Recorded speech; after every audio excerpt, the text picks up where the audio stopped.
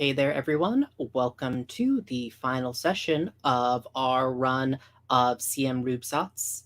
This night on the Rooftops, a Belonging Outside Belonging game where we all play street kids in a fantasy industrial city. Um, it yeah, with that the way, let's just do a quick round of introductions, refamiliarize with who we are, where we're at. So if you want to introduce, well, actually, let's just introduce who we are, and why don't you introduce something that is has excited you in the past week? Because again, this is just a thing that I introduced to Puckett's thing. Puckett picked up, and I've just been missing it because Puckett is no longer doing a thing. So we'll go counterclockwise. Nicholas, if you want to introduce yourself and your pronouns and the thing that excited you. Hi, I am Nicholas. My pronouns are he, him, and I've been really excited about wireless protocols, specifically terragraphing and beamforming, but I'll save the details of that for probably a non game session. Cool. And Puckett. I just want to say, first of all, that sounds like stuff that you should make a game out of, but that's just me. Anyway, hi, I'm Puckett. I use he/him pronouns. I am more or less a disaster, and the stuff that has had my head occupied for most of the week is games, really. Just stuff that's showing up, like bloat games, What Shadows Hide, and then Neon Lords of the Toxic Wasteland, and then there's Mutants in the Now and Grid Shock 20XX. So basically, just a bunch of you know weirdish stuff that's you know maybe doesn't get as much attention as other games. So yeah, that's what's been on my mind lately.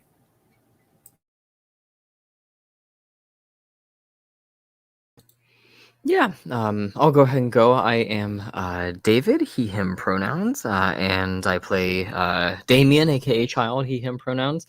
Uh, for me, I think the big thing that's kind of been looming over my mind this week is I'm leaning towards getting a Hearts of Wulin quarterly put up on the Gauntlet calendar for April through June, and I've been having a very good time reviewing source material and getting movies collected and getting ideas brainstormed. It's always a lot of fun thinking about games, almost as much fun as playing them sometimes. Cool. And I am Stephen He Him. I'm facilitating this run, and the things that interest me are sort of on like the far end of like the smarmy lit major. I've just been reading Man Booker nominees. Yes. So I was just reading Anouk, Arut Pragasam's A Passage North, which is pretty fun in a like dry philosophical way. Um, but yeah. Uh, but kind of going back around, as I said, I'm the facilitator, but I am also playing a character. I am playing Alloy, the Soot Scrambler, a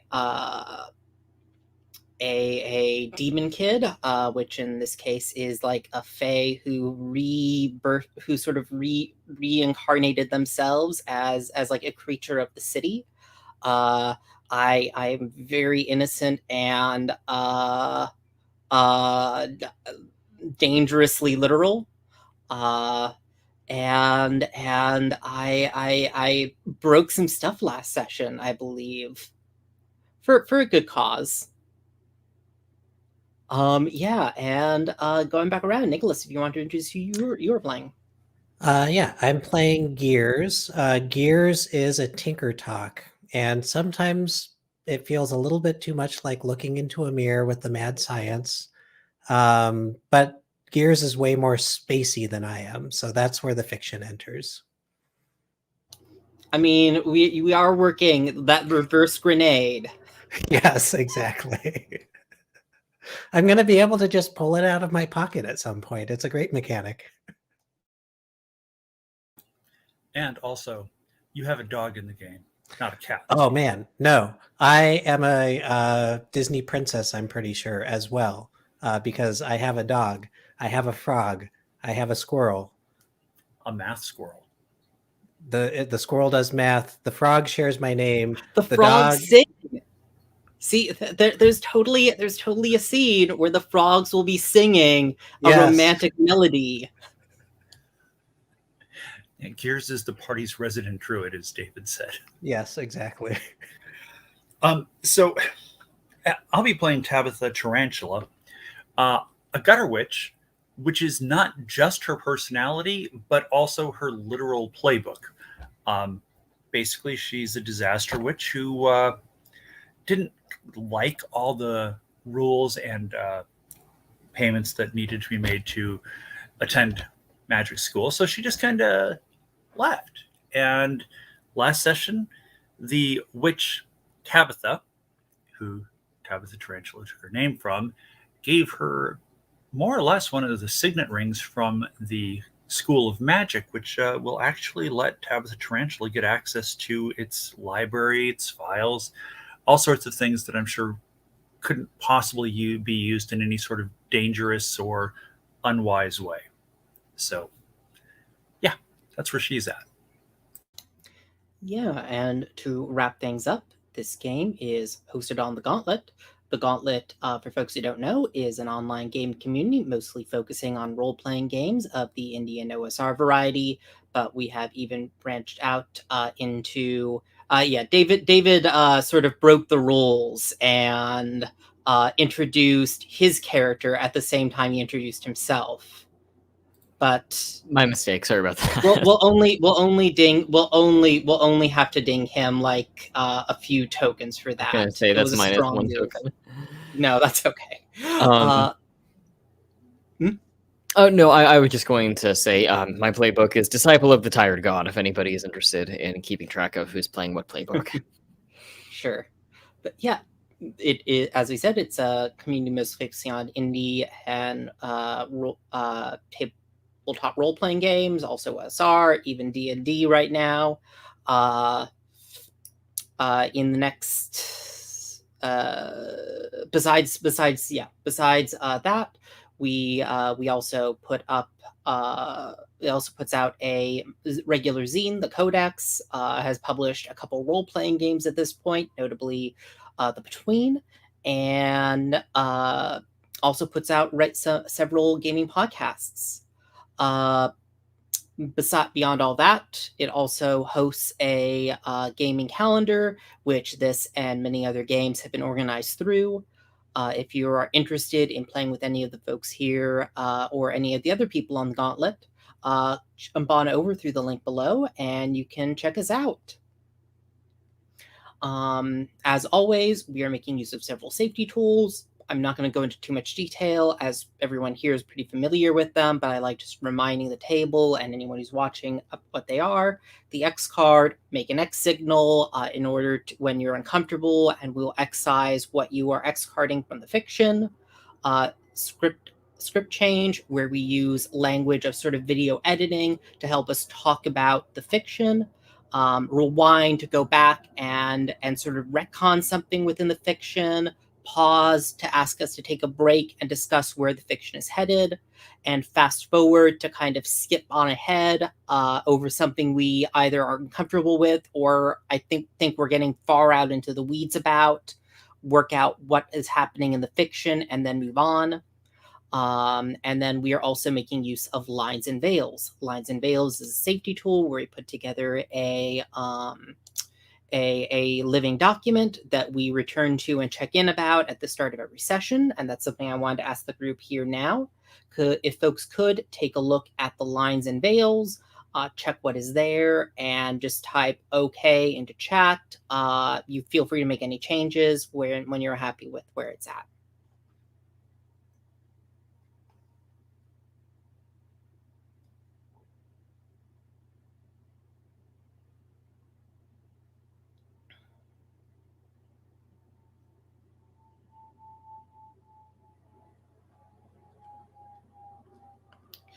Great. And as a reminder, we have Ask Firsts on bullying and harm to children, a veil on sexual content, and a line on harm to domestic animals, racism and sexual assault, torture, homophobia, transphobia, intentional infliction of blunt force head trauma, and sexism. Uh, yeah, besides that, we also have an open door policy. Uh, Basically, you feel free to step away whenever you need for your comfort because real life stuff comes up. No, we won't let. There's no pressure to stay if you are not enjoying yourself or if something else comes up. If it's possible, it's helpful to let us know if and when you'll be back. But we understand that emergencies happen and that's not always possible. But yes, that takes us through basically all the introduction stuff. Um, with that, I want to turn us over. The last time we had left off our characters, they were riding a rat gondola um, down a if I recall. I think that's how you described it, right, Damien? Yeah, they're very classy rats. I think that they have grown drunk with power in light of their recent cheese acquisition, and that's the current status. I think, as we've all been shrunk down to rat size by Tabitha, and are currently on a precarious gondola, being rowed by some rat or another. Cool. And we were going to travel through the kind of after we had been also shrunk down to clarify why we're in this rat gondola to a part of the sewers in search of some sign of the tired god, I believe, if that's correct. That was what I think I remembered the fiction was. Um, and we had thought that in particular we were going to start on a path called the depths below. Now, just as a reminder, this game sort of, while it has the basic structure of a belonging outside belonging game, we get and spend tokens. This night on the rooftops also makes use of a mechanic called paths, which are sort of temporary games that we engage in that sort of help us direct the fiction. To check in, did folks get it was towards the beginning of our chat here, that link I put into the chat for the Google Doc for our dungeon. Cool. So to introduce the depths below, actually, how about Damien? How about if you have it open, if you could read that introductory paragraph for the depths below.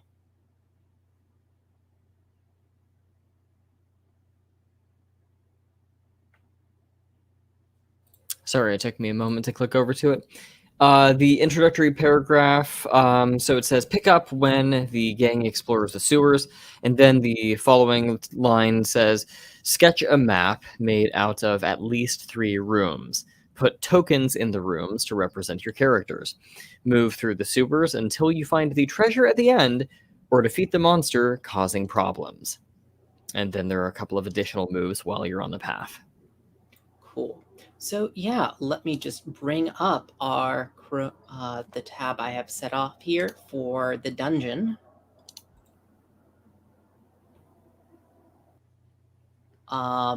Besides our basic moves, we still have all the moves that are available to us as part of each of our playbooks, but there are a couple moves that are specific to while we are on this path, which is a growth move in which we gain 1 token when we brandish our weapon when you brandish your weapon and make a proclamation.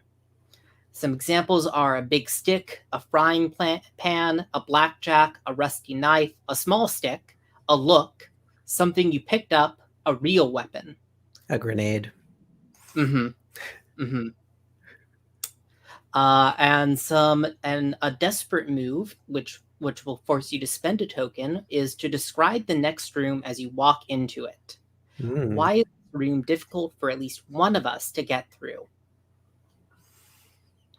And we can always, at any point during this dungeon crawl, run away to lick our wounds at any time, or if we run out of tokens, the sewers will always let you out if you truly want to go.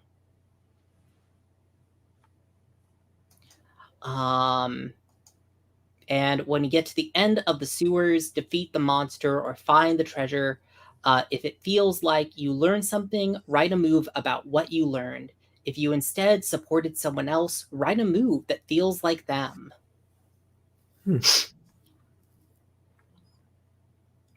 So yeah, I think that I want to say that, like, as we, let me see here. So if you describe the room as a move, I kind of want to take at least the image of the statue away, because I'd like that to get filled in by whoever's describing a room. Cool.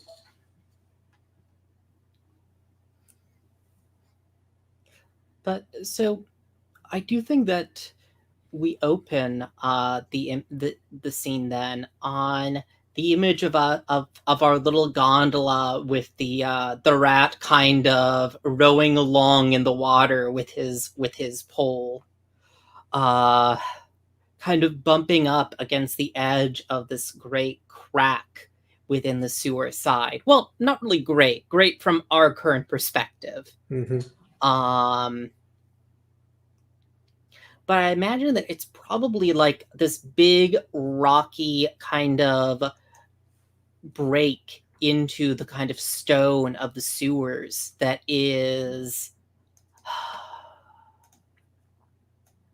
like, it's definitely a difficult and rather troublesome climb up. But of course, I think Alloy, being the soot scrambler, just immediately like throws herself onto it and is scrambling up to where she's like at like, I think several like from our perspective a story or two above y'all, saying like, oh, it's really a pretty easy climb.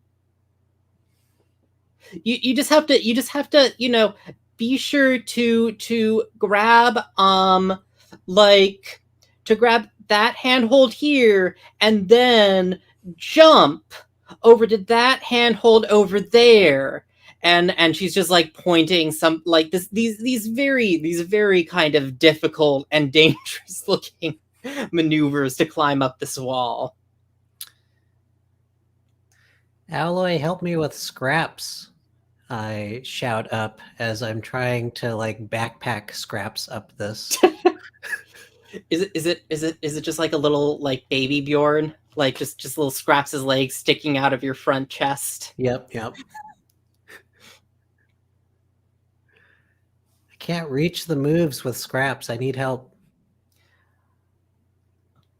Oh, and like I fish around in my bag and I throw down the end of one of the frog harnesses you made. Oh, this is perfect. You got 2 of those? I have like a nice rock I found. That's okay. I can make this work. And I start.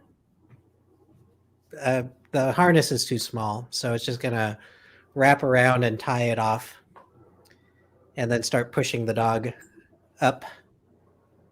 It was on one of the tethers, right? Or was it just the harness? No, yeah, it's a tether as well. Yeah.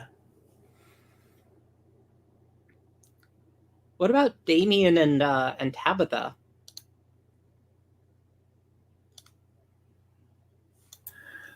I'm going to glare at Alloy and say, Alloy, that's not a handhold. That's not an easy jump. You can make those jumps. We can't. And I believe will fix you with a I very call stern back look. down. I call back down. I believe in you, Tabitha. And belief is half of the doing. Don't worry. And I'm giving someone my trust, even though the trust that you can climb this wall. Well, and I was brandishing my weapon, which was a glare, and making a proclamation. Because if I'm going to do this, I need to do something else. Um, Damien, How far? how are you doing with this, How far of a Damien? gap are we talking here? Oh, this is like this is like a free climbing, like I don't know, it's like that. I'm just remembering reading that's like the divide between like an easy and like a moderate and difficult like rock climb, that if at some point you have to actually like not have contact with any handhold and actually like make a jump from one handhold to another. Oh, yes. Oh A dear. dino, as they say. Oh boy. And I think that Perhaps could do it, and I only helped him a little. I believe in you, Damien. as you watch Scraps go past that dino move, you see that Gears and Scraps are both like just pulling on that rope so hard. It's ridiculous. Damien, if you want, I have an idea, but I'm not sure how good of an idea it is. What did you have in mind? I can turn us into animals that can make that jump and actually climb this thing.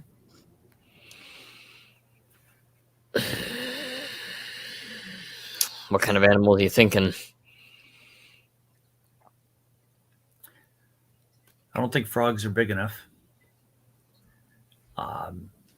And I look back at our rat host in the gondola and I say, Charlie, can rats climb this?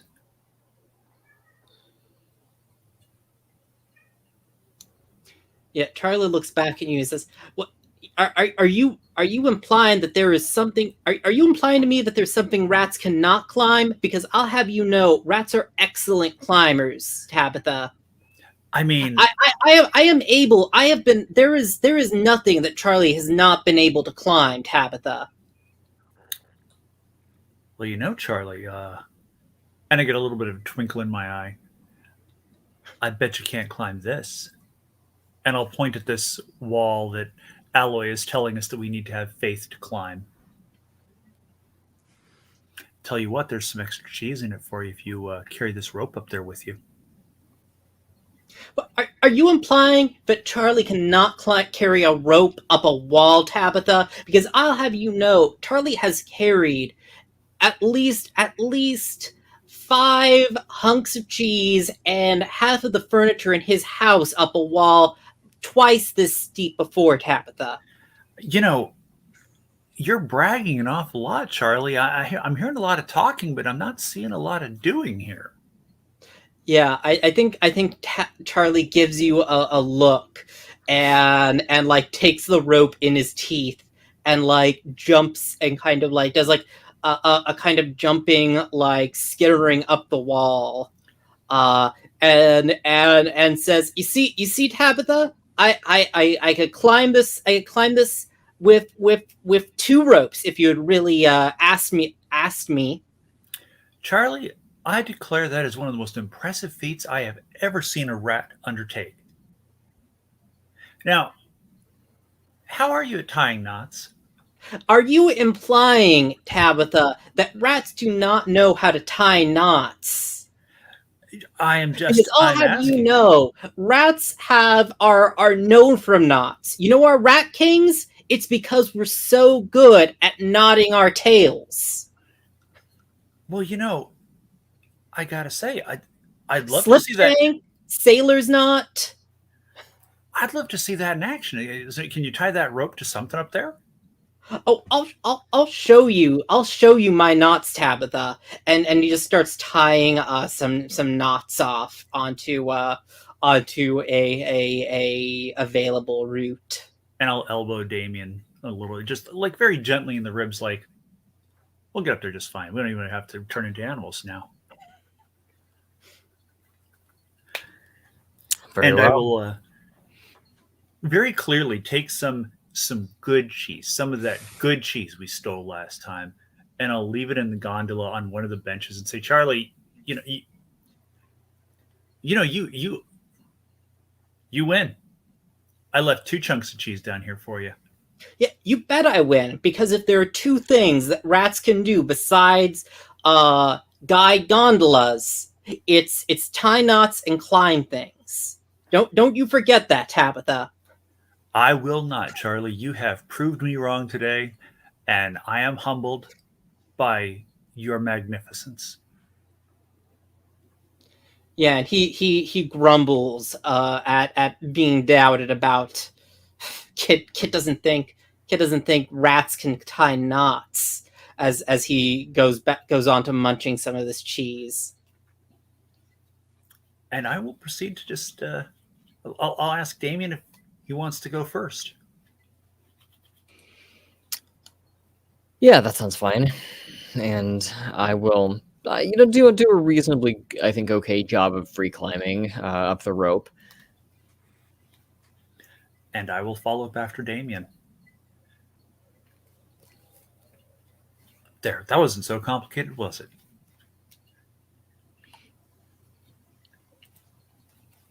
Well, never do for yourself what you can get a rat to do for you.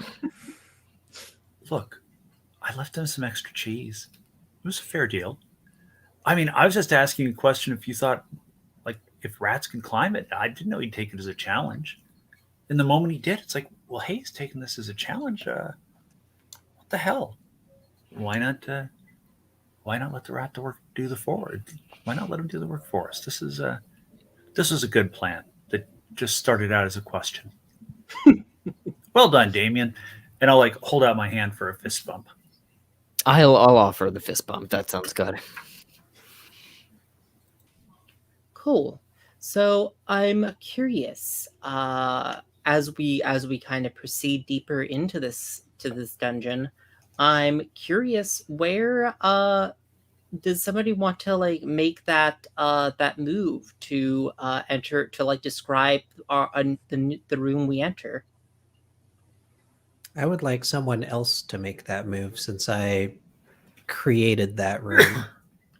You know, I'll happily spend a token to describe that first room we enter. Because I've got an idea here. I have a detail I could add, but you can go ahead. So, it's a room with a pit, and there's a statue in the middle of it, right? Yeah. So I'm curious, considering what we just went through at the magic store, how do you all react when you realize the statue is the spitting image of Miss Tabitha? Oh, that's good. And that this statue has obviously been here a very long time.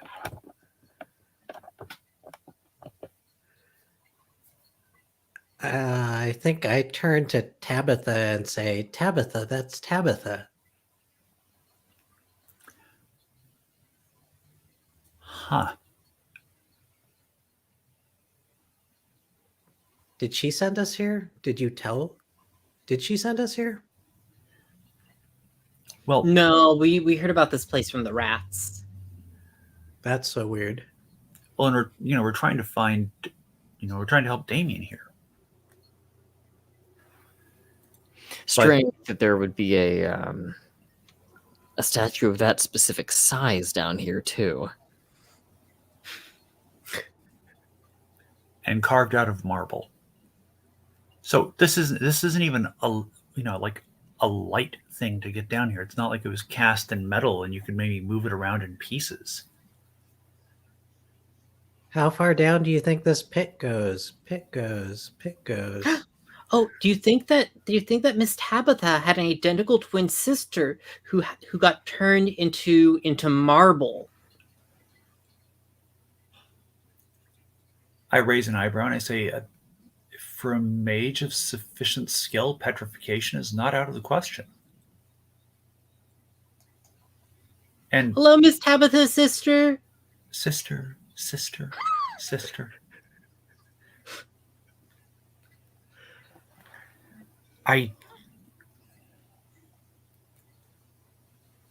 I drop a bolt into the pit. And I never hear it land. And I don't hear a splash or anything like that. Well, I don't think we're going down there.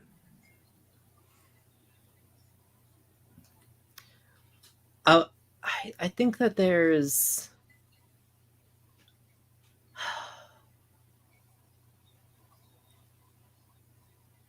I mean, if folks are okay with it, I think there's like who is dropping bolts from up there? Holy crap. Gears, there's a bottom. There's a voice. Who's down there? Down there. Down there. Were you the one dropping bolts? Yeah, sorry about that. We just That was wanted my bolt. It slipped. It's very dangerous to drop bolts and other objects off of. Do you know how much I could have hurt, how that could have hurt me if I was capable of that sort of thing? I'm glad it missed you. We're really sorry.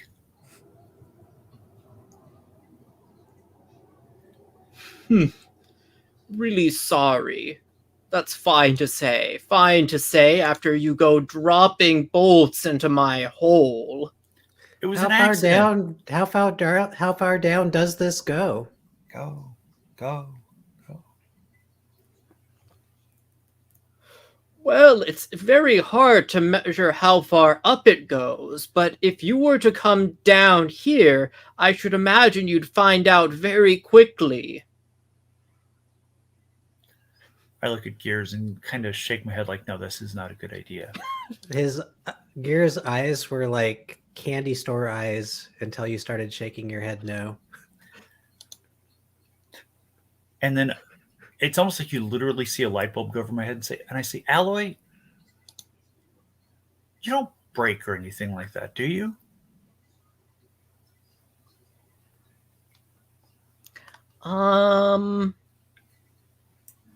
Like you can't get hurt. You're not going to throw Alloy down in the pit, are you? Who said anything about throw? You're not going to drop Alloy down in the pit, are you? Didn't say anything about dropping. I'm not. I just wonder if Alloy could jump and like actually, I don't know, maybe survive the fall. Tell us if our rope is long enough. If we need a longer one. Mm-hmm. But I mean, it's I guess I could do that. I could also maybe like climb down. you are spectacularly good at climbing. You're much better than any of us at doing that. Yeah, I'm even better at climbing than I am at dropping off things. You're pretty great at dropping off things. I know. I mean, you're better than any of us are. But here, let's see if we can. And I'll look around for something to tie a rope to. Because we can at least tie one end of it around Alloy's waist. I mean, are we just tying that rope that we had, just grabbing the rope that's still tied to the root and like Probably. pulling the loose end over and tying it to Alloy now? Yeah, and probably tying it together with another rope just in case, and all that fun stuff. Okay, well, if I'm pulling off Alloy here, I'm gonna need someone else to pick up whoever this mysterious figure is down to the bottom of the pit because I can't do both.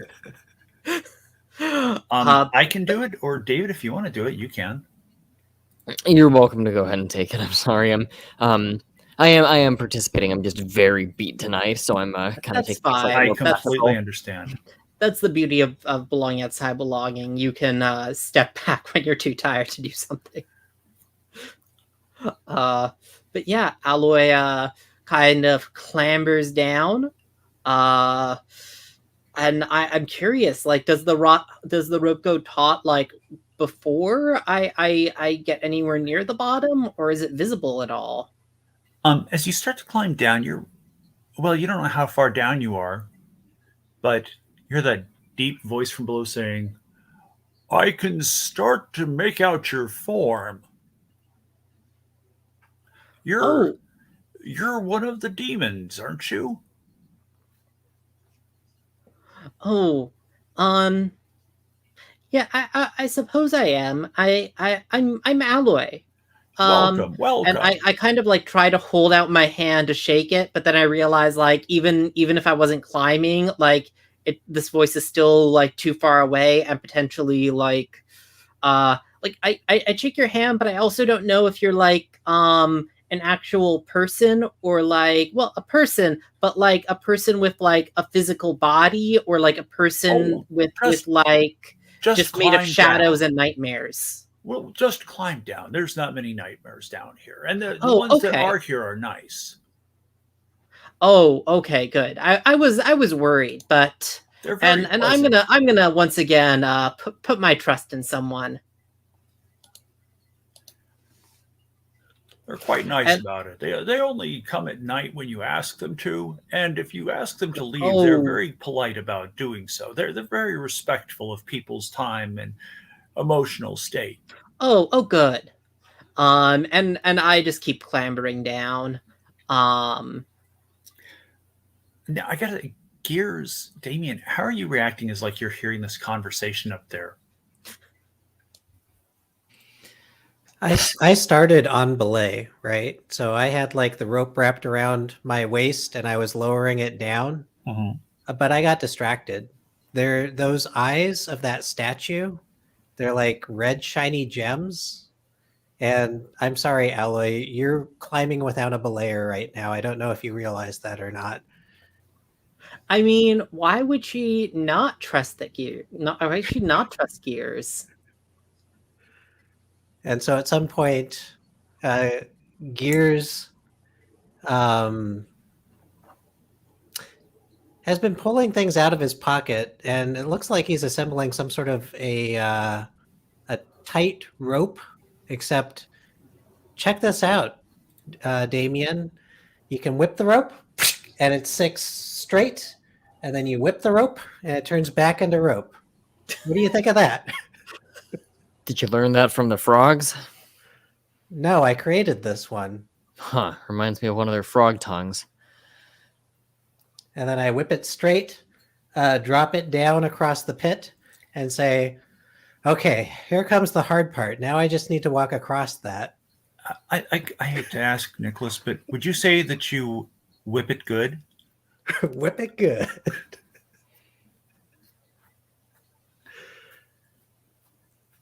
I think we can cut away from Gears. He will either have made it or fallen later in this scene. Take care when you're there's a rock about 5 feet below you, I think it is, that has been a little bit tricky. A couple of people have fallen on it over the years, and it seems a little loose. Plus, if you happen to fall there, you'd crush their bones. They're pretty nice bones, and I don't think you'd want to crush them. They might be useful at some point. Oh yeah. I mean, I guess we do have a dog up there. Dogs like bones. A dog? Is it Hey, Damien, delicious? toss me that rope. And you want me to toss you the like as it is, I say, kind of holding it up. Like you don't want it to activate or anything, right? No, no, no, not that rope. Alloy's rope, the one Oh, hanging just the down regular into the one. pit. Yeah, of course. And I'll drop it. And hope you catch it. And I do, and I tie it off to the statue.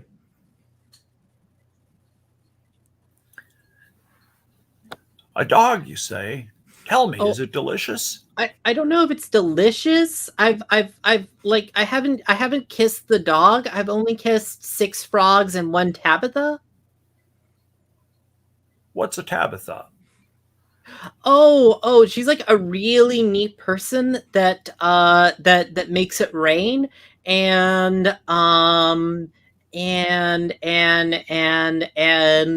talks and talks to frogs. Is she delicious? I mean, she does taste pretty good, I thought. Does she mind being eaten? It's been quite a long time since I've had a meal, you see. Oh, I see. No, I think that she'd probably mind being eaten, and I go fishing through my pockets and pull out some of the walnuts that are becoming just a running thing in this series. Everyone has walnuts. I mean, we live in a walnut tree, so of course we do. Um, I do have some walnuts. Have you had those before? Are they made of walls? Oh, I don't know. I don't think so. But then why would they be called walnuts? They taste pretty good once you like crunch through the outside. I have to gnaw on mine for a while before I get through them. But you might have a better time. Why do you eat things that you don't know what they're made of?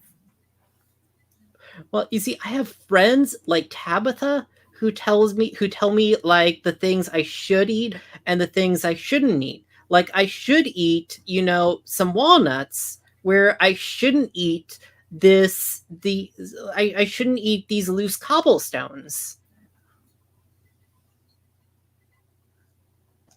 We're not supposed to eat cobblestones anymore.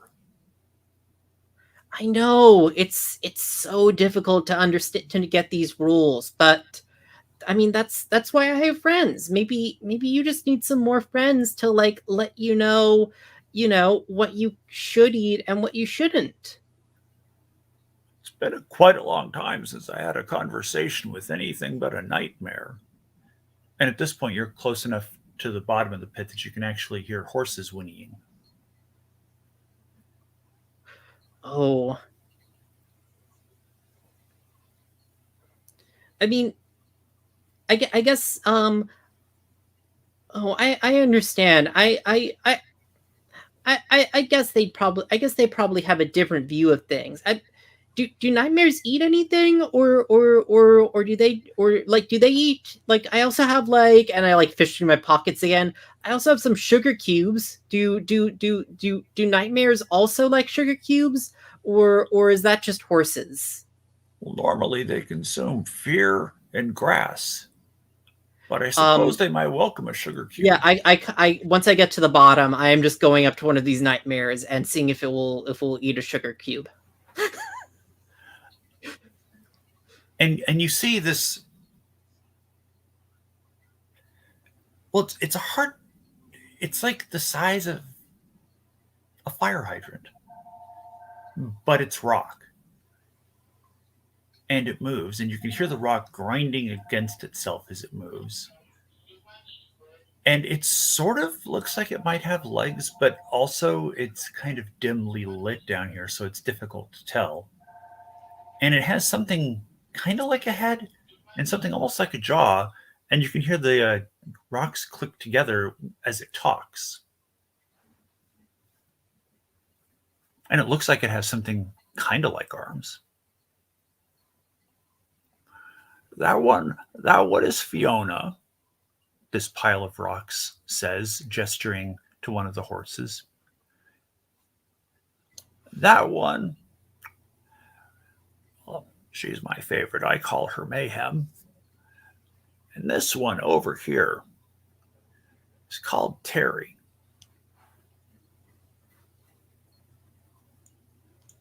Oh, well, hello everyone. And um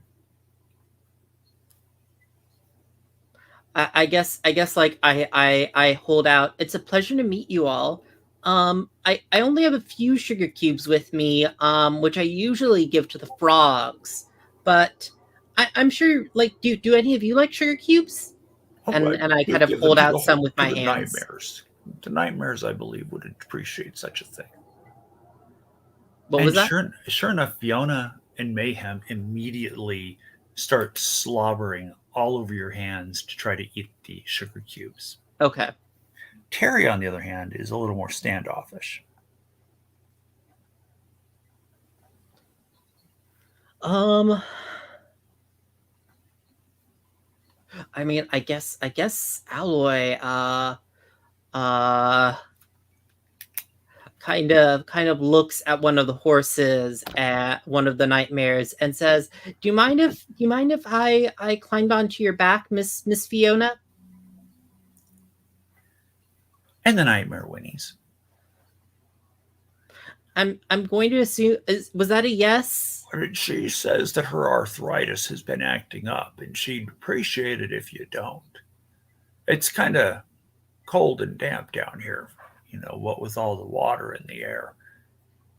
And you can actually feel a gust of wind through what appears to be a natural cave.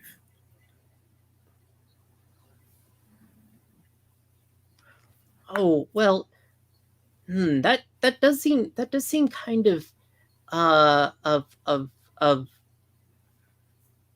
of difficult. And I guess I kind of like start fishing around in my pockets, and I pull out some pieces of coal. You know, talking about Tabitha, I have a lot more of these now that I know I'm not supposed to eat them.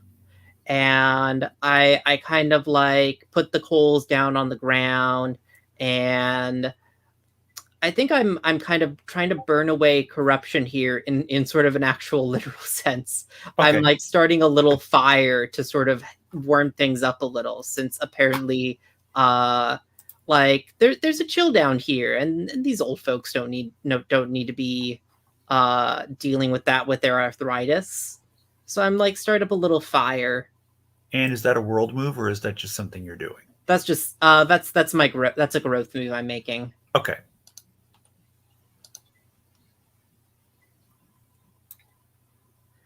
I don't know if there's more I can do to help with that. I Do you need someone to is has that cave always been there? Do Well, you that's how I want it got there? in here.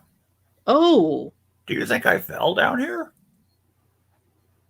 well, I mean, you do seem pretty sturdy. You seem like you could have managed it. Maybe I could have when I was younger, but, well, us old stones we need to preserve what few chips we have left. Got so many cracks, and you never know when the next one might just take you to pieces.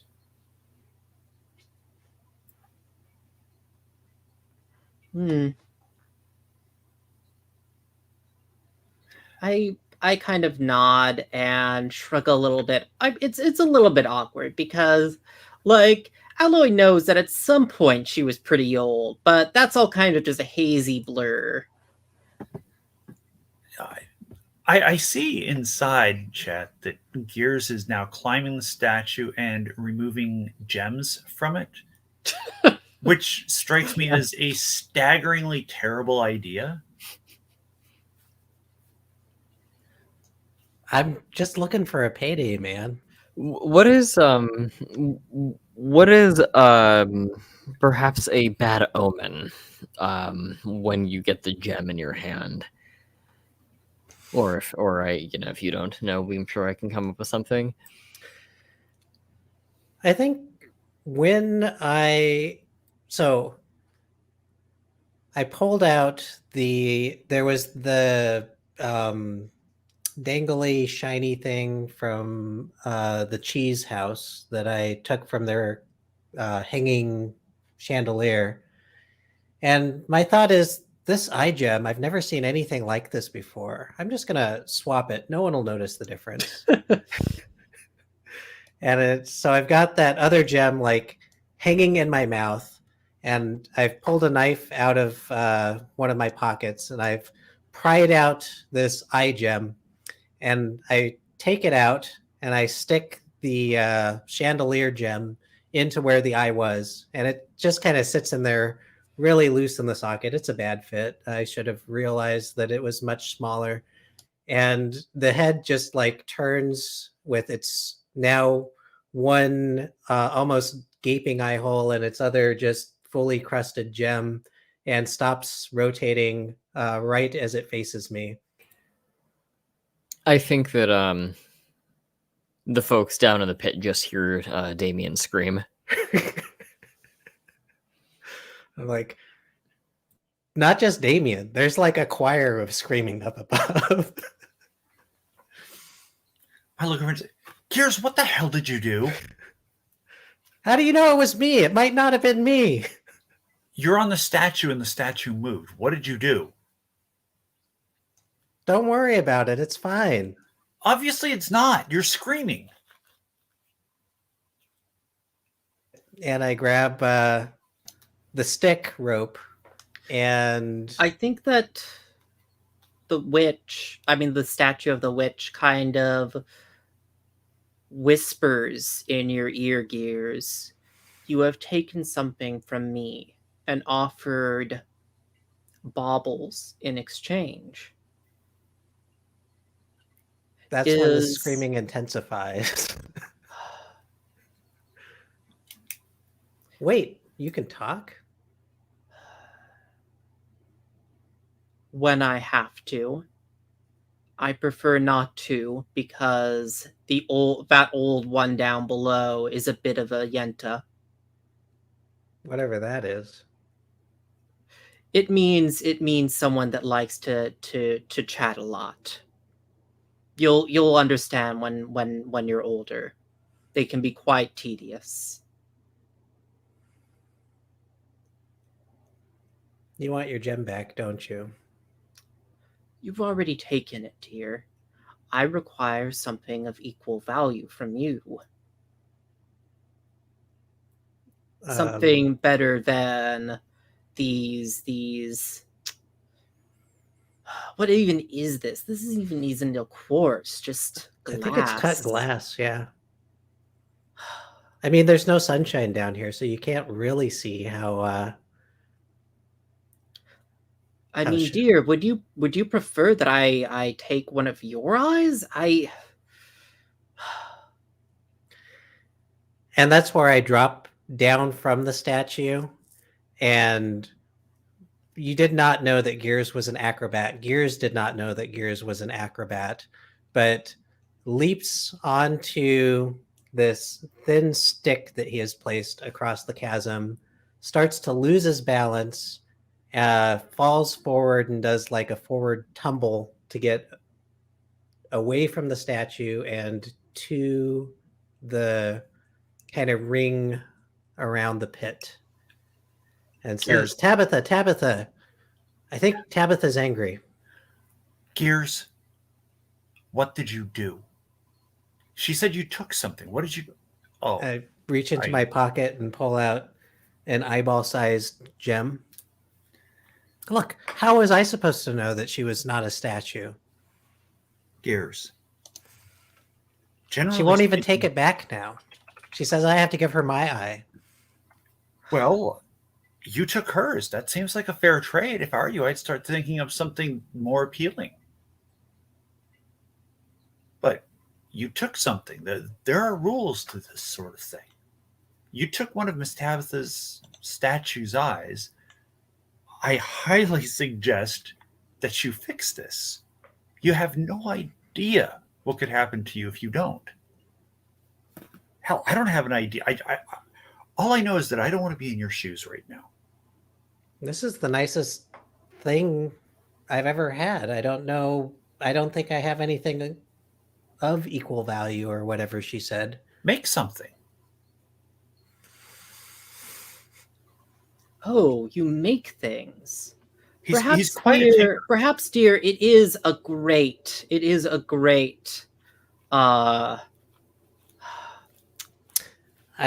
sadness in my life that I have to share my face with that preening Tabitha.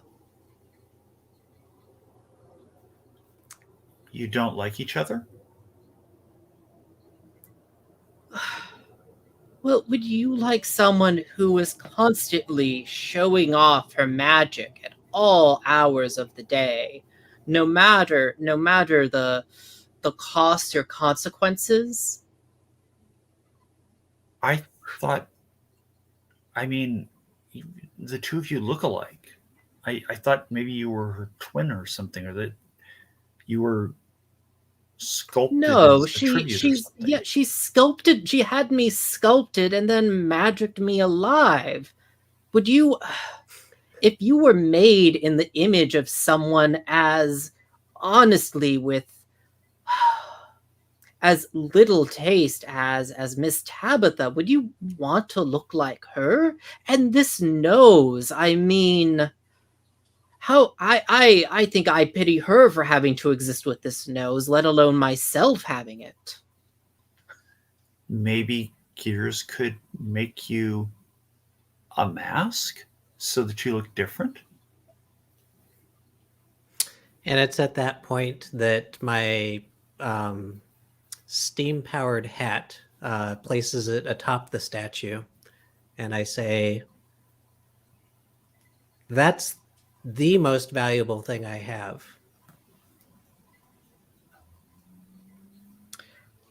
Well, I suppose I shall have to accept this, as those eyes of yours were quite hideous, They're really. I not mean, worth so anything. You don't milky, want them. No, so no. milky, and what color are they even? Squishy. They're the color of squishy. Ugh. I truly do not understand how you get by with those eyes. Hey, so how did you end up here?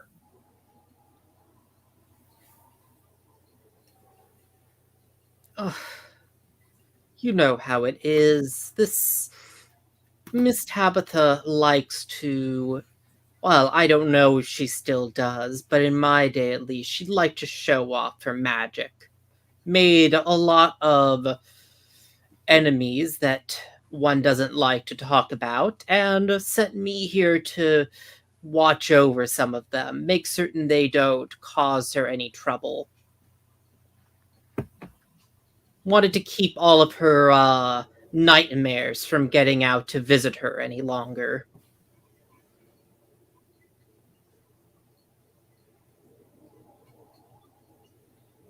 Well, kind of confused and concerned, and then nudge Damien and say, "Hey, maybe she knows something about your tired god."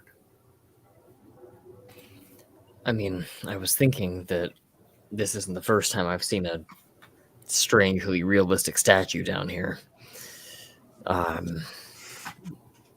Say, if you don't mind my asking a question, my name is Damien, and I'm looking for something.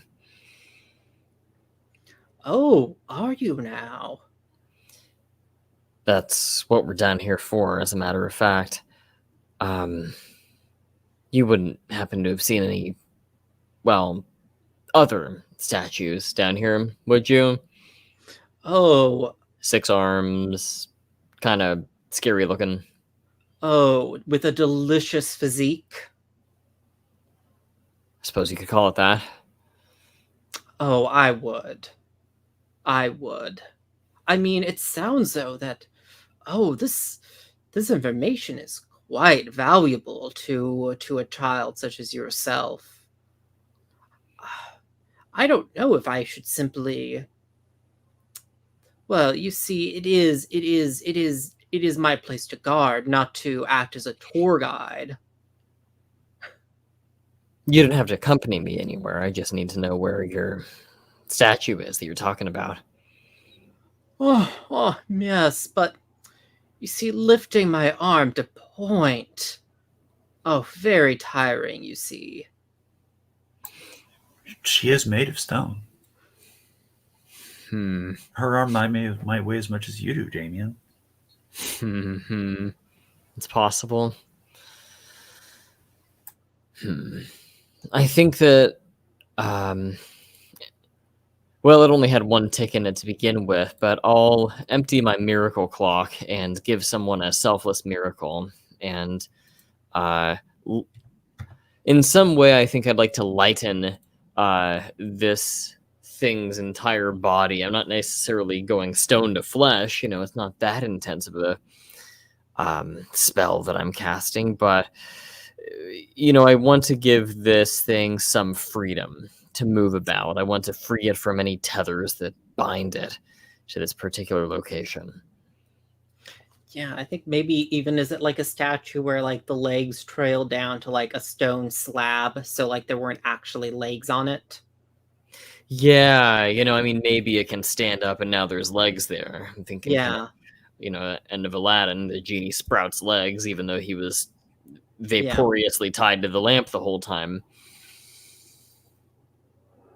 Oh yeah, she looks down and says, "You couldn't have put a little more thought into the shape of the ankles." Well, I suppose I can live with these feet. Very well. There's a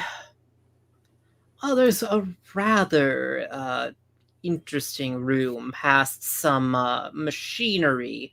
I and she looks at gears. Wouldn't touch any of that if I were you, but well, I expect I am taught. My words are falling on deaf ears. Did you say machinery?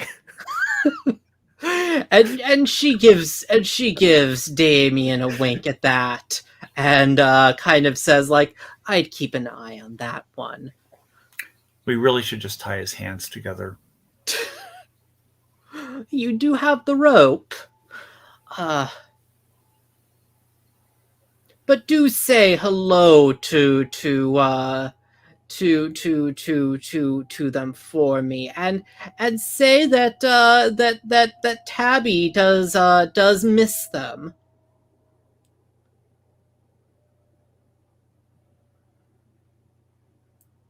You're probably too old to understand, but 6 arms can be glorious.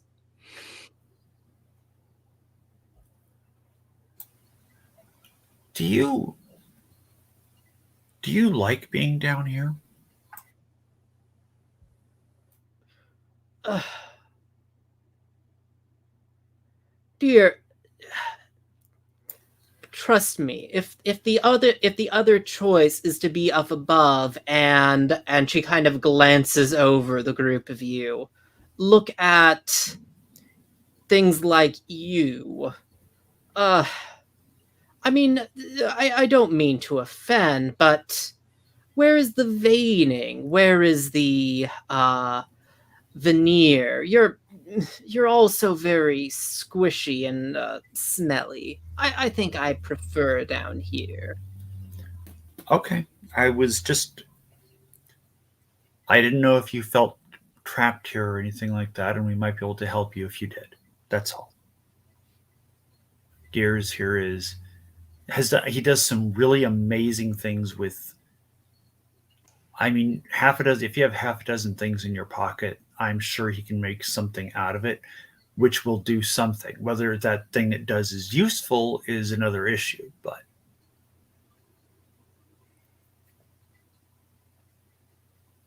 I mean, he made a steam powered hat. Yeah, you don't have to live on the platform if you don't want to. You could move away from the what did you call it? The Yenta down below? Yes, him. You could live in the room with the machines. Or any other room. You could go live with the rats. Well, I suppose I could take that into mind. I mean, rats, they're a step above humans, but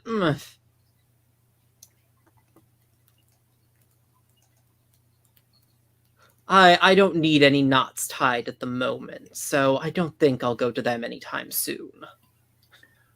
Well, we'll be traipsing around down here for a little bit, so if you if you think of something that we can do for you, just shout.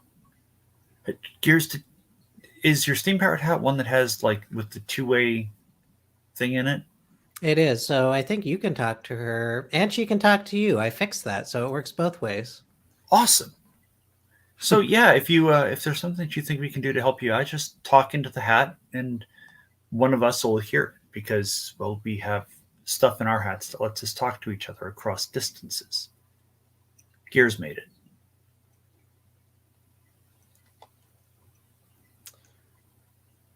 Oh dear, and I was enjoying our little chat so much.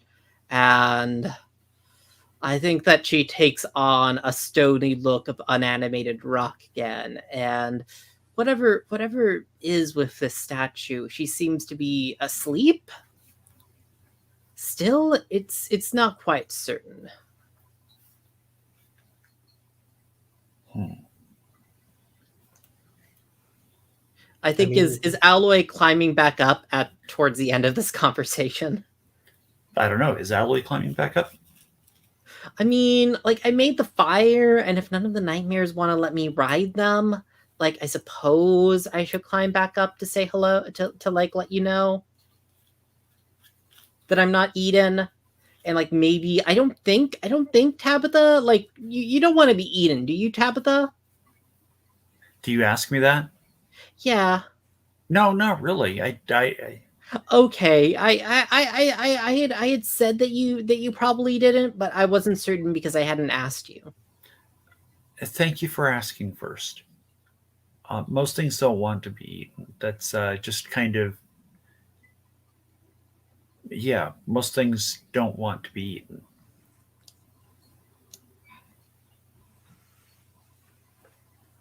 Yeah. I look at you. There were a lot of old nightmares down there, Tabitha. Old nightmares. What are you talking about? Oh, like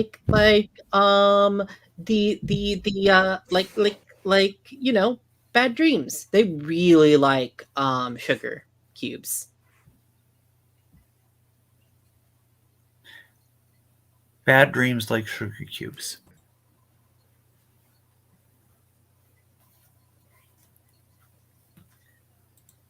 I will make a note of that. Yeah, they didn't seem that happy down there. I made a little fire for them, but so, Lucinda has arthritis, and the other horse has a game hit from his athletic days. They were pretty they didn't really seem all that happy down there. I'm just going to look at Alloy quizzically and I'm just going to nod.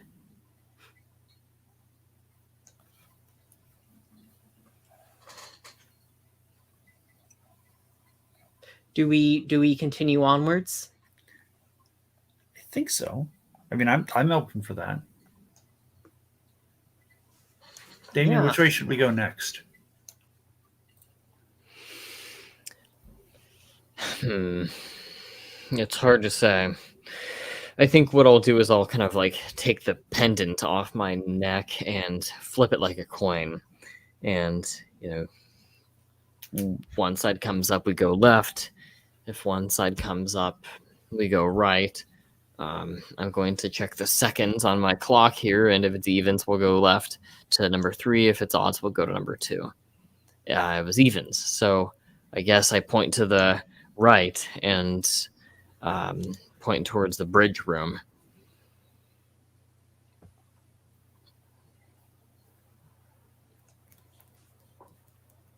I guess we're going this way, I say, putting the pendant back over my neck. And I think as we kind of get there, you have, again, a very large, cavernous sort of room with the same kind of pit that isn't clear as to how deep it goes, but there is probably this yawning quality to it and this sort of blast of warm, pungent air that comes up from the bottom of the pit, causing this rickety suspension bridge with only a few planks remaining to sway rather precariously, bridging the gap between the platform on which we stand and what appears to be some kind of small room with some mechanical device or another on the other side. yeah, I think the last room had like a cathedral-like quality with how tall the ceiling was and kind of arching up towards maybe some sort of a point.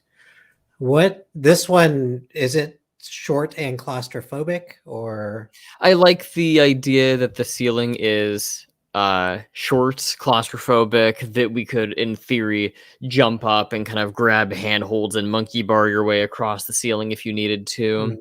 Mm. The one detail that I want to add here that might be kind of interesting is you might expect that in a sewer that adheres to the typical laws of gravity, you might have a collection of condensation forming at the top of the ceiling and dripping downward into the pit. And yet it seems to almost be raining upward. It's like there are these droplets of water, or what seems to be raw water, kind of springing up periodically, slapping against the top of the ceiling, and then kind of pooling outward from there. And it's not clear from where they are emanating. That's a pretty cool detail. This And is how would you not the room that say she was it's talking about, is it? I'm With- sorry, what was that? This is not the room the statue was talking about, is it? With the gears and the machinery. Does anybody mind me adding a detail? Yeah, go ahead. So on the far wall on the other side of the bridge, it's not just a small room. There's a heavy locked iron door. And above it, and if you paid attention in Miss Tabitha's shop last time, you saw, you saw that, Tabitha gave Fern Gully the signet ring, as it were. And you can see the same symbol that's on that ring over that door. So it looks like it leads to that magical school that Tabitha was kicked out of.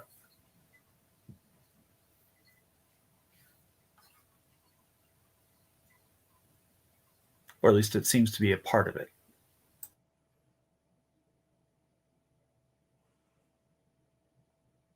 I think Gears is probably following others at this point. I think Alloy is kind of just sitting at the edge of the pit. Like it's a pretty spot. Like I think she's just sitting there and like kicking her legs a little bit, and like listening to and it's just like listening to the dripping. Alloy, please don't fall. Oh no, I wasn't gonna fall. I am twice as good at sitting on ledges as I am at dropping. I am not, and so I wasn't planning on it. Okay, thank you.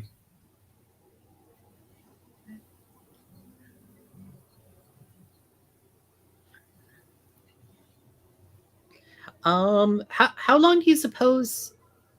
How long do you suppose this was all down here? Like, I don't really know why there'd be a big long rope bridge under the city.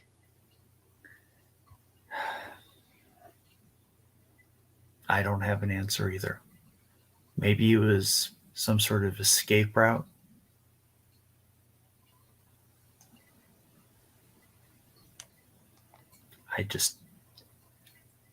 This sewer keeps getting weirder and weirder. Damien, your god has certainly picked a place. Or created it. It's hard to say. I've heard stories of things, gods, beings that are able to create these sort of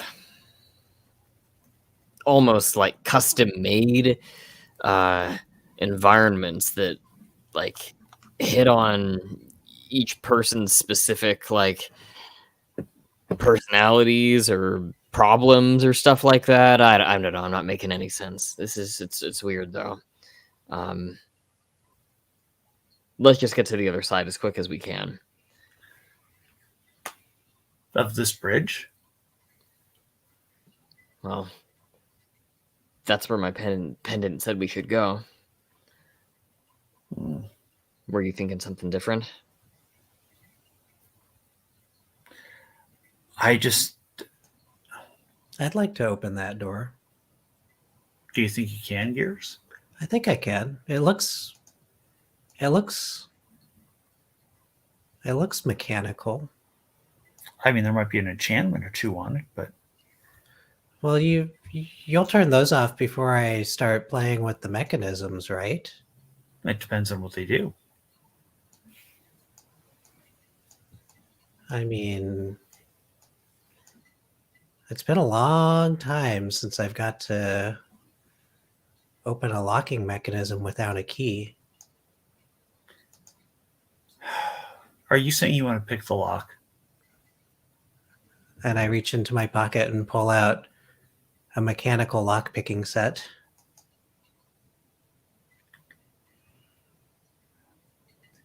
Yeah, this will be good.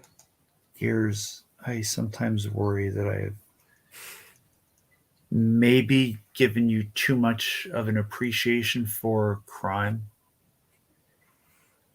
Look, did we come down here to just look at a closed door, or did we come down here to go through the door? I didn't even know there was a door down here. We So came down here to go through the door. See?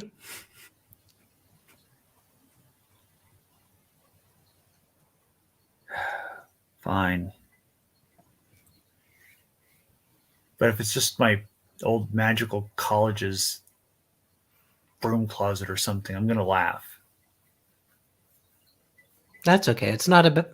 Oh, That that's okay. sounds It's not. like the best thing. Plus, it's not about what's on the other side of the door. It's about opening the door. Gears, when we get back to our treehouse, we have to have a talk. All that About? thing about it's not the adventure, it's the friends you made along the way. Right. That's good and all, but at some point you have to come away with something Oh, I've besides gotta... just more friends. No. Did you see this? Did I show you the eyeball? That's not what I'm talking about, Gears. That almost caused us more problems than we can handle. What do you want to do, Tabitha?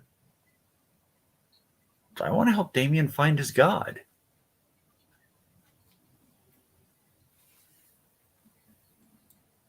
And his god's in this direction, right? That's the sense I'm getting. So we have to open this door, right? Yeah. What's the worst that could happen? Never ask that question. Trust me, the last time I asked that question, I wound up in a flood of chocolate. Not sweet chocolate, dark, bitter, gritty chocolate. Kind of it completely swept me off my feet. It was washing me out toward the ocean. And you know what saved me?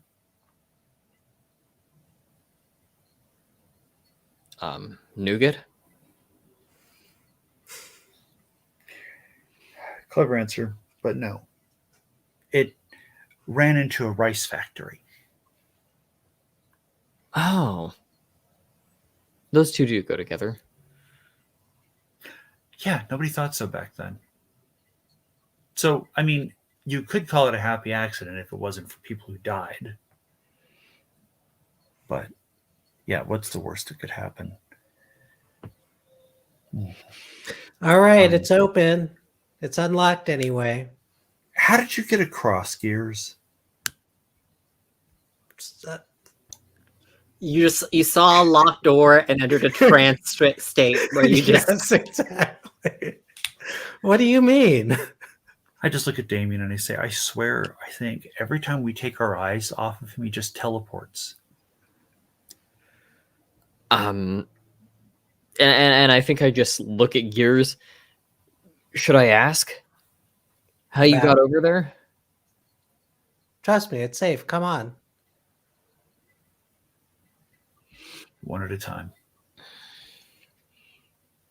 I will go last, and as we go across, I will tear off a plank and carry it with me. If it comes down to it, that'll be the weapon I brandish. Awesome. Stick. Mm-hmm. Alloy is brandishing her greatest weapon, her disarming smile.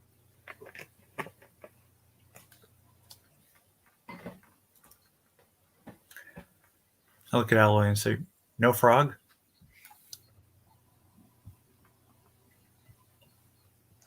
I reach into my pocket and grab the frog named Gears, Yeah. hand it to Alloy. Yeah, Gears climbs into her pocket, comes out with a walnut.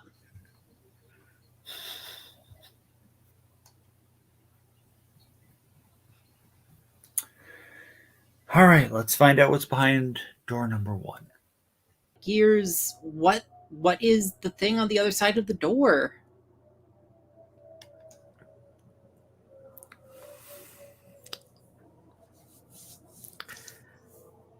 I think I should have been thinking about that for 10 minutes, and I didn't even think about it. I'm it's okay. I think that it opens up into, oh man, it is a small room, isn't it? I think that it is a square room, as you see. What I wanted it to open up to is like a cavern with some trees, some grass, maybe a stream running. But I think what we see is like the microscopic version of that, where it opens up. It's like probably about 20 feet deep, wider than it is deep. And on one side, you can see it looks like this room was just built up against a tree. So you've got that bark. You can see one branch kind of jutting out and then going up and through the wall to the back. And it does have some sort of a turf, a underground grass thing happening. And the math squirrel loves it. It instantly jumps out of my collar and V lines for that tree and starts climbing up. Gears? Yes.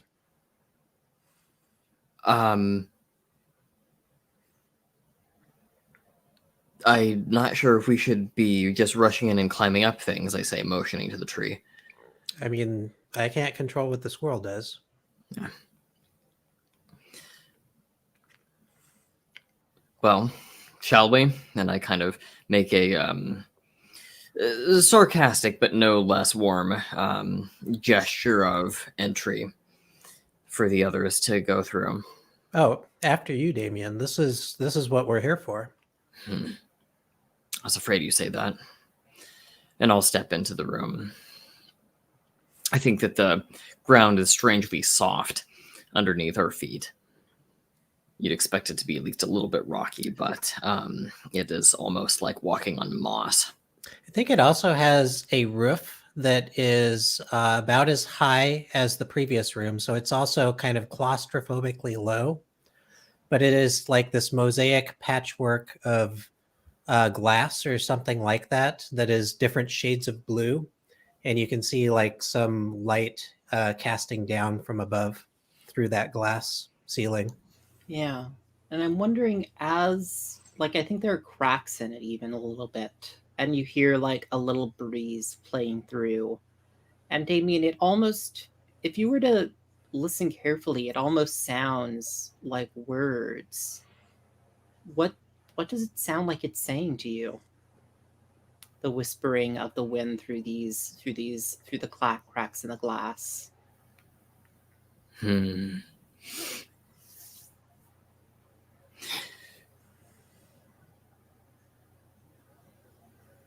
I think it's asking us to stay and to remain here. And I get the sense that whatever this thing whispering to us is operates on a very different conceptualization of time than we do. It's one of those things where it says, stay, be here, remain here.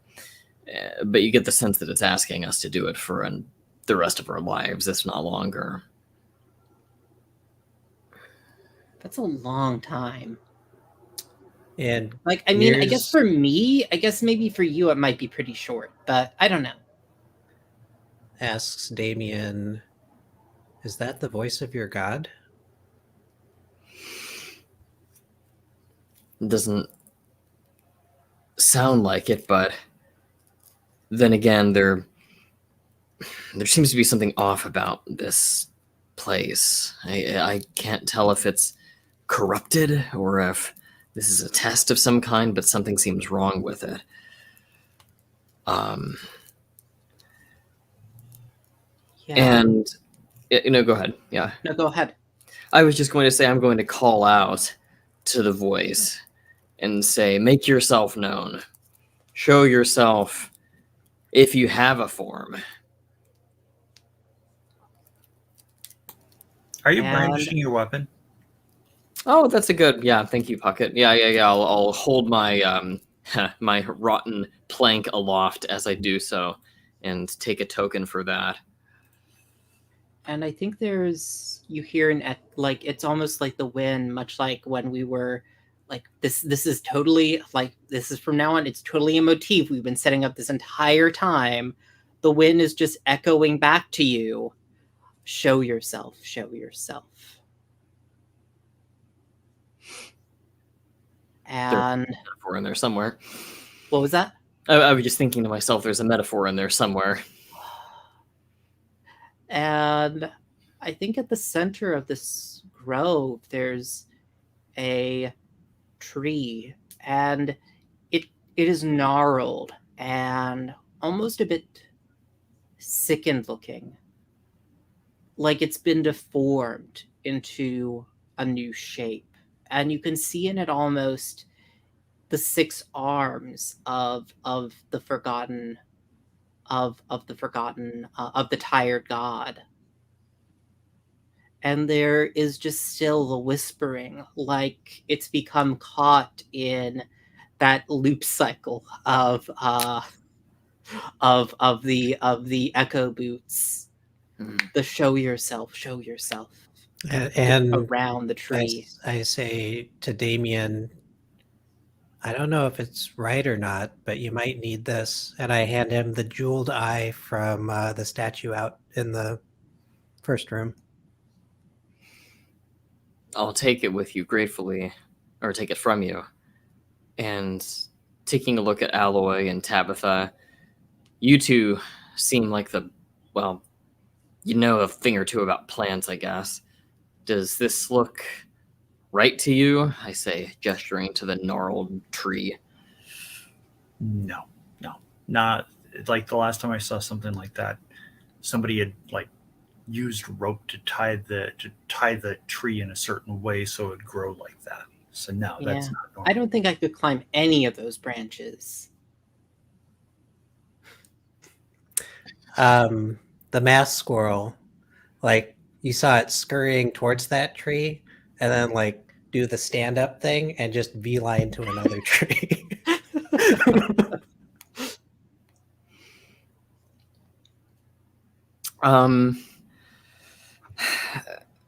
I wonder if I can do maybe kind of a combination of moves here. I think I would like to set the stone, the gem of sorts that Gears gave me, and I'll place it in the soil, bury it at the foot of this tree as a way of performing a small sacrifice to the tired god. Mm-hmm.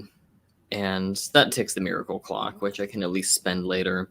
But I'd also like to see if in doing so, I can use that to kind of represent a ritual or a show of love or compassion to this tired god. And in doing so, spend a token to forcefully return things to how they were, kind of trying to dispel whatever corruption or whatever twisted change has been forced upon this place. Yeah. I think that as you do that, like the tree groans and shudders, and you can see wounds all along it as it tries to grow back into its old shape. The arms turning into branches that have been stripped bare of leaves, and a trunk that has been carved away at. And I think that's when you begin to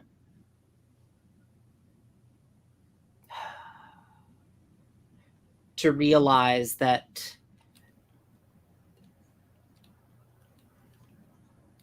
the thing that what this tree was has been carved away at so many times, bits of it taken away to make other things, that you can make it grow back. You can make it be a tree again, but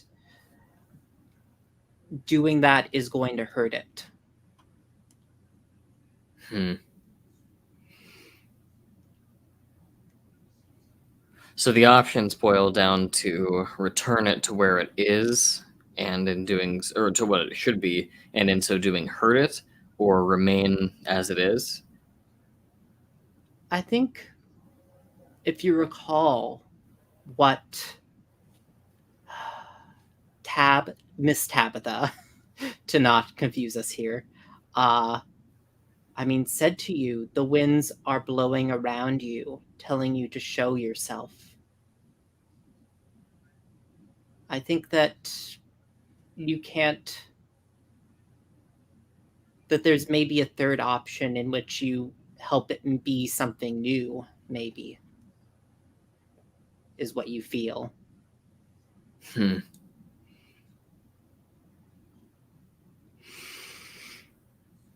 I suppose I could empty the miracle clock that I just ticked to give someone a selfless miracle and allow the tree to kind of grow into the full, unfettered form that it was always kind of supposed to be, but has been binded from being.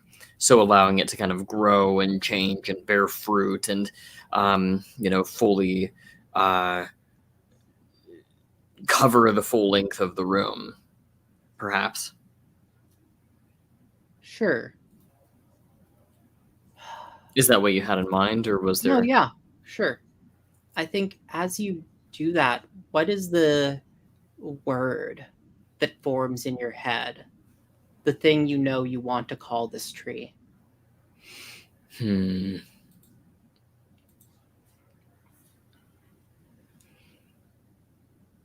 That's tricky. I don't want to overthink this.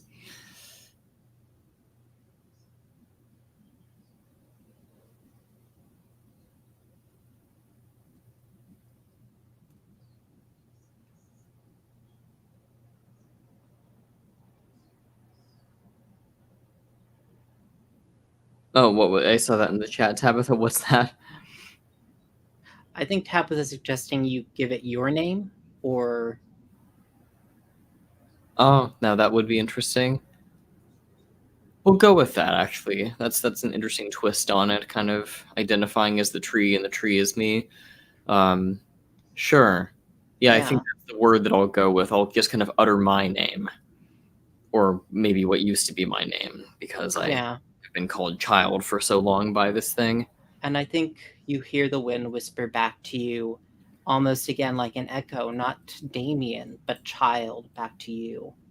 And you feel something that has been in pain for a very long time, something that's become very tired from it, finally has a moment where it can rest and feel itself again without hurting.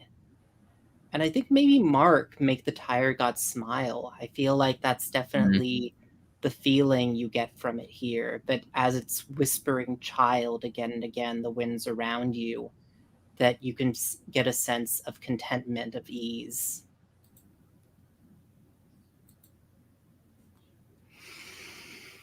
Hmm.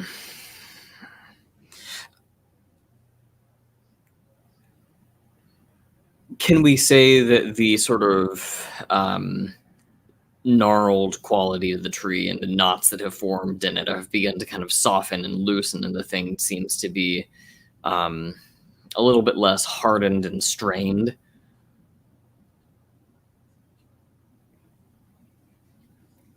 Yeah, I like the idea because you said you're kind of helping it grow out. Like, are there pieces of it that are like growing out into like new plants entirely? Like, it's almost like it's growing into something other than a tree. I sort of like the idea that it grows outward as if it were a tree.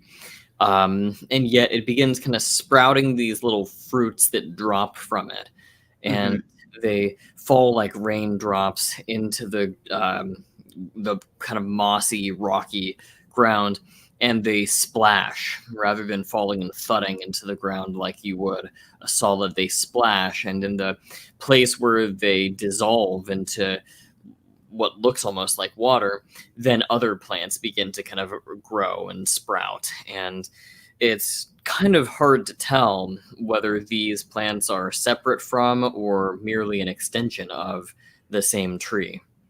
Yeah. And I think that just as soon as it starts, the rain of fruit stops and the whispering wind stops, and there's a silence in the air again. A kind of austere, kind of not austere, kind of inviting calm and silence Mm. to the place. A comfortable sort of stillness. Yeah.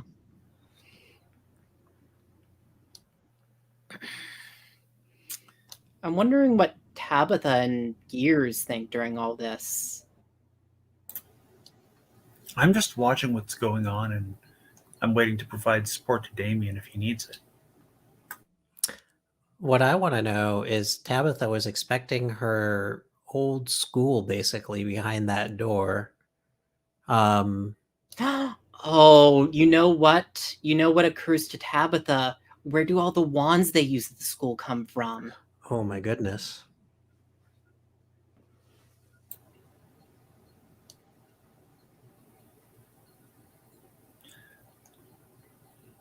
If that's cool, if that's something you want to be in the fiction. And I think at that point, when that hits me, I'll lean forward to Damien and say, we should get this tree out of here. Why do you say that?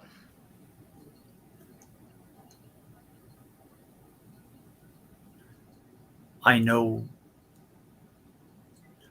know what it's been used for and what it will continue to be used for.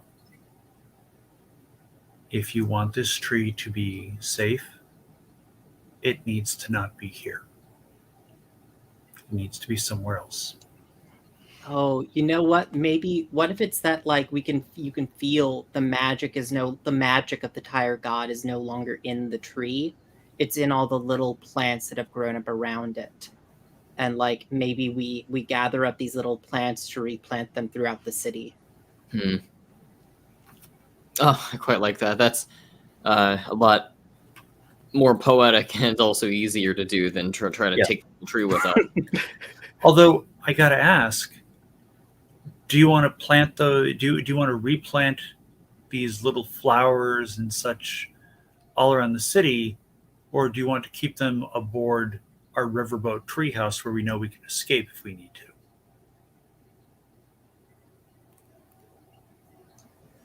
I think you should do both. I was going to say there's no reason not to do both if we can. Prioritize our treehouse, though. I'm kind of the caretaker for these sort of things, you know. Mhm, Right. mhm.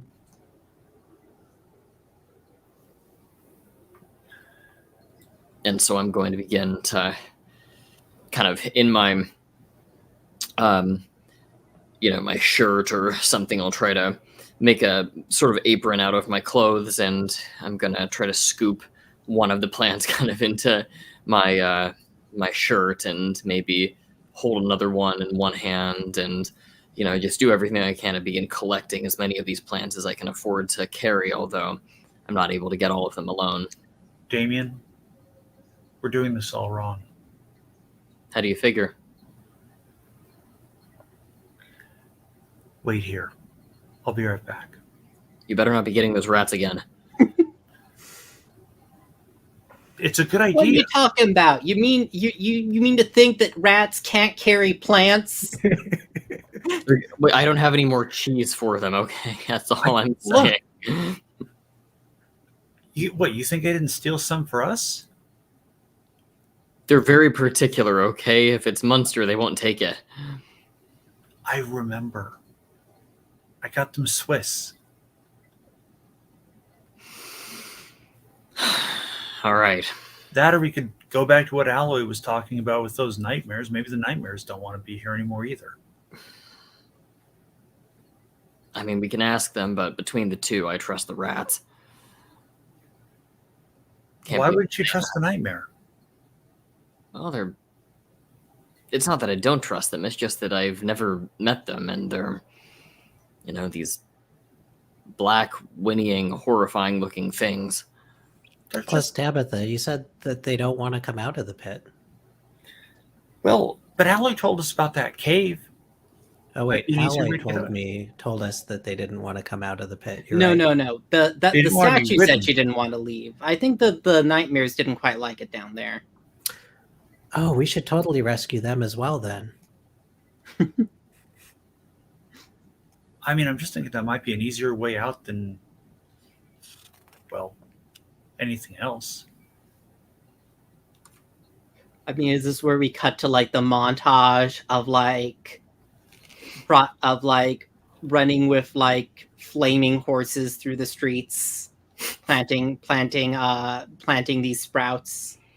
I mean, I think the first montage is like, the bucket brigade of rats, like handing plants hand over hand across the rickety bridge and then lowering them carefully using buckets that I'm sure Gears rigged up into the pit.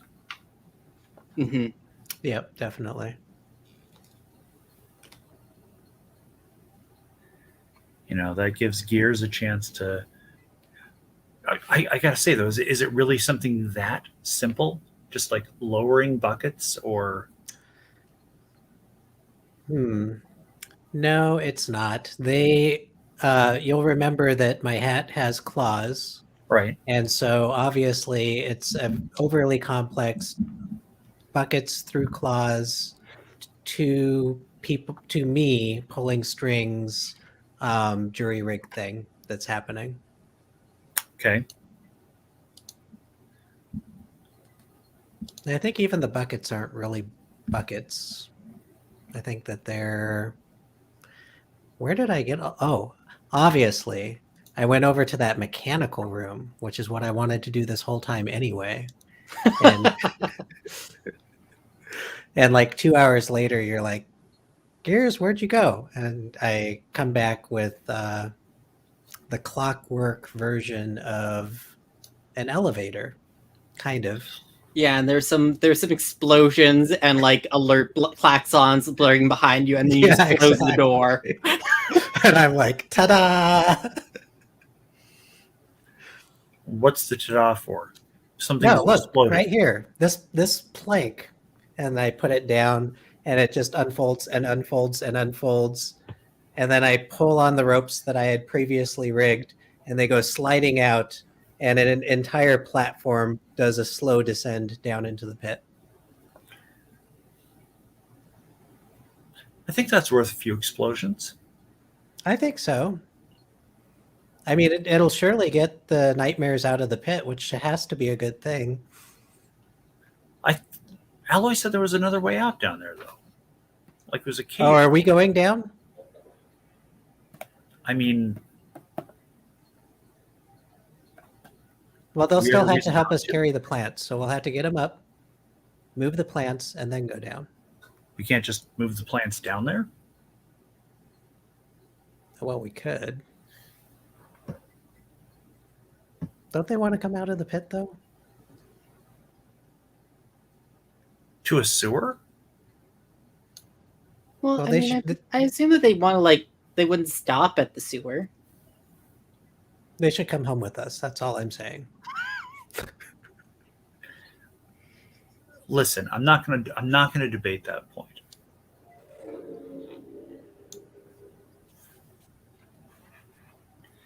And now montage time.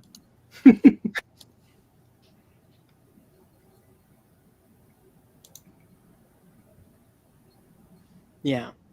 So yeah, what's Tabitha's let's just go around. What's Tabitha's element of the montage? I think I am carrying plants that Damien carefully digs up and hands to me, and I'm giving them to Gears either to put on nightmares or on the elevator, whichever option Gears has come up with. It's nightmares.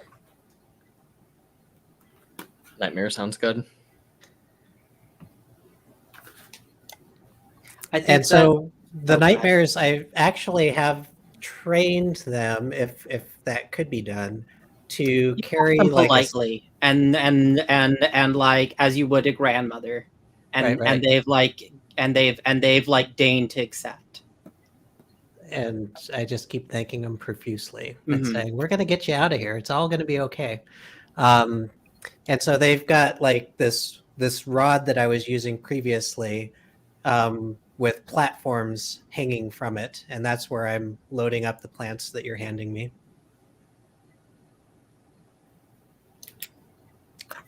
Walk very carefully. You don't want to drop any of those. I think we see like Alloy carrying a bunch out and then like planting them around the tree. And I think like one has just like taken root among her hair and like is just like growing a trailing vine like a trestle up one of her horns, and everybody's like constantly pointing at it. We see everyone pointing at it and like pointing it out to her, and then she like looks behind her and she's like, there's no one behind me, and it just goes on like that for a little while.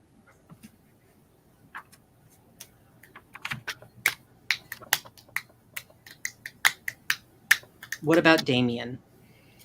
I think. Alloy, were you talking about doing it around the tree with the tree house? Yeah. Yeah. I think there's just a moment of Damien taking one of the plants, putting it delicately in a pot, watering it with care, and keeping it on the shrine that everyone set up in the tree house. So there's always at least one that's kept inside and is as safe as we can reasonably make it. And Gears has developed the either annoying or endearing, I'll let you choose, habit of taking the potted plant out onto the table for meals, like it deserves a seat at the table. I don't think I would find that annoying. It's endearing, although I would be a little bit cautious about frogs climbing on it and almost knocking it over and things like that, which happens more frequently than I would like. Cool. And do we think is are there any more moments we want to bring in here? Is this like the kind of like us around the table with the frogs and the plants and the math squirrel, uh like sitting down to some kind of dinner? Is that where we end things? Did the nightmares wind up kind of deciding to live around the tree? Maybe some of them probably want to go back and visit Miss Tabitha because she's the one that put them down there so she didn't have bad dreams, you know. I want to know, just the final thing I want to know is if the statue Tabitha ever talks to the real life young Tabitha, and do those conversations, or is it a one-way conversation, or just keep the hat on mute so that you don't have to listen to it? I think that's a Gears question. Hmm. I mean, you're the one with the hat.